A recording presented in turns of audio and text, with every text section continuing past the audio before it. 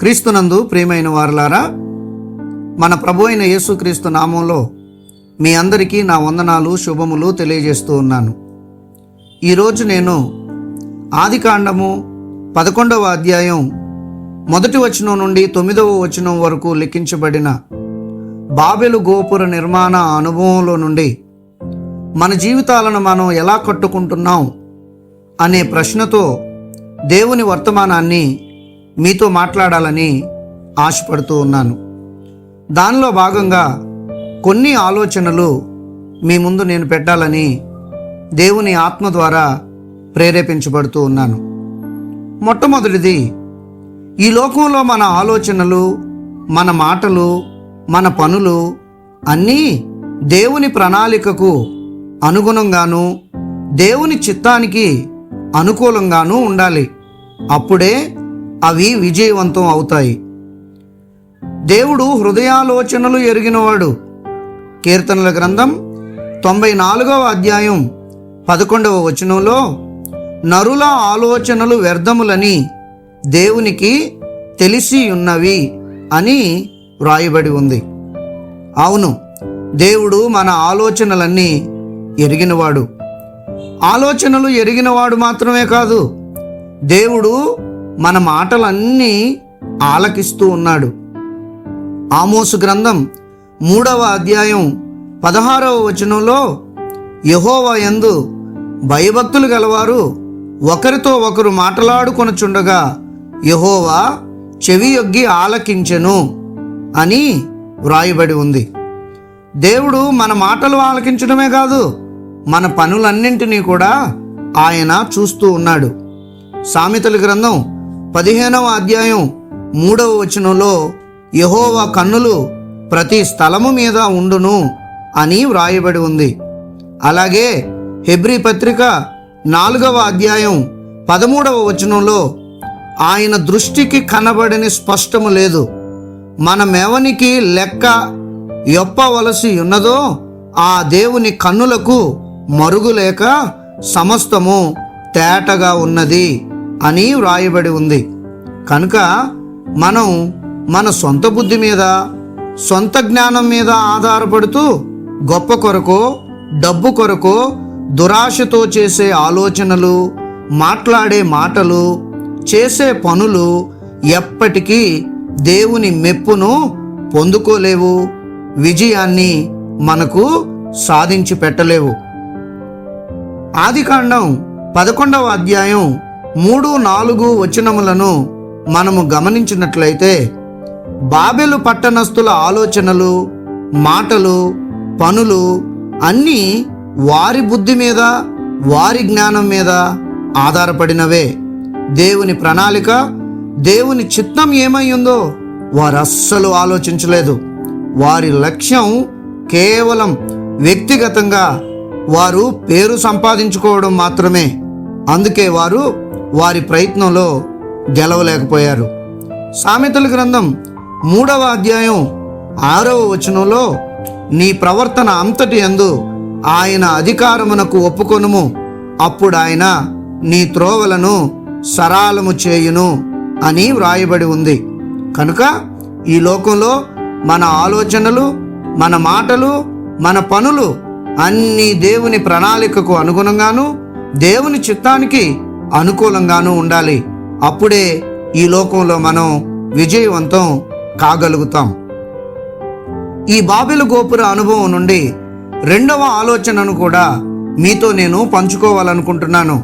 అదేమిటంటే, దేవుని ప్రణాళికకు వ్యతిరేకంగా మనం వెళ్ళేటప్పుడు కేవలం మనం గెలవలేకపోవడమే కాదు, దాని ద్వారా మనకు చాలా దుష్పరిణామాలు కూడా ఎదురవుతాయి. 4వ వచనంలో అందరం వసుదైక కుటుంబంగా ఉండాలి అనేటువంటి ఒక లక్ష్యాన్ని వారు ఏర్పాటు చేసుకొని దాని కొరకైన వారి ఆలోచనలో, దాని కొరకైన వారి ఆచరణలో దేవుణ్ణి పూర్తిగా వారు ప్రక్కన పెట్టేశారు. ఫలితంగా 8-9 వచనాలలో వారి భాషలు మారిపోయాయి, వారి ఆశలు కూలిపోయాయి, వారి చిరునామాలన్నీ కూడా ఒక్కసారిగా మారిపోయాయి. వారి అంచనాలన్నీ కూడా ఒక్కసారిగా తలక్రిందులైపోయాయి. ప్రియమైన స్నేహితులారా, ఈ రోజుల్లో బాబెల్ స్కూల్ ఆఫ్ థాట్ బాగా పెరిగిపోయిందని మనం ఖచ్చితంగా చెప్పొచ్చు. ప్రపంచంలోని చైనా, అమెరికా, రష్యా వంటి చాలా దేశాలు మేము వెలిగిపోవాలి, సూర్యుడు వెలిగినట్లుగా వెలిగిపోవాలి, మేము ఆకాశం అంత ఎత్తుకు ఎదిగిపోవాలి, ప్రపంచ దేశాలను చెప్పు చేతల్లో పెట్టుకోవాలి, అవన్నీ మా కాళ్ళ క్రింద చెప్పులా అణిగి మణిగి ఉండాలి అనే దురాశతో, దుర్బుద్ధితో దేవుని ప్రణాళిక, దేవుని చిత్తం అనేవి ఎంత ప్రాముఖ్యమైనవో గమనించుకోకుండా దేవునికే కోపం వస్తే దాని దుష్పరిణామాలు ఎంత తీవ్రంగా ఉంటాయో గ్రహించకుండా అహంతో, గర్వంతో ఒకరిపై ఒకరు ఆధిపత్యం కోసం బాంబులు, అణుబాంబులు, చివరికి వైరస్లు కూడా సృష్టించుకుని ఈ మానవ జాతి మనుగడకే ముప్పును తీసుకొని వస్తూ ఉన్నారు. ఇప్పుడు ఎంత నాలుక ఖర్చుకున్నా, ఎంత పశ్చాత్తాపపడినా జరగాల్సిన నష్టం అనేక సందర్భాలలో ఇప్పటికే జరిగిపోయింది.